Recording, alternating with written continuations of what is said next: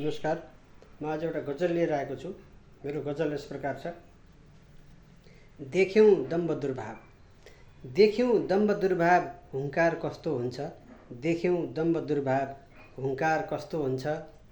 बिरालो थुनेको खोर प्रहार कस्तो हुन्छ। देख्यौँ दम्भ दुर्भाव, हुङ्कार कस्तो हुन्छ। बिरालो थुनेको खोर प्रहार कस्तो हुन्छ।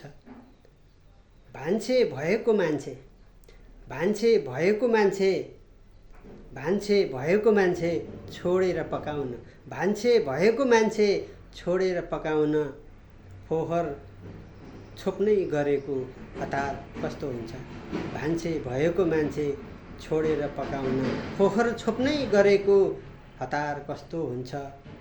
शालिगहरू पनि त, शालिगहरू पनि त, शालिगहरू पनि त मालिकै थिए नि त, शालिगहरू पनि त मालिकै थिए नि त। बल्ल देखियो साँच्चै सरकार कस्तो हुन्छ। बल्ल देखियो साँच्चै सरकार कस्तो हुन्छ।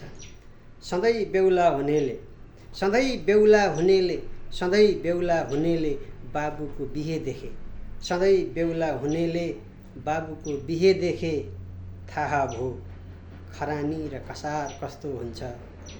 विचारै विचारका धनी, विचारै विचारका धनी, विचारै विचारका धनी, बिचराहरू, विचारै विचारका धनी बिचराहरू।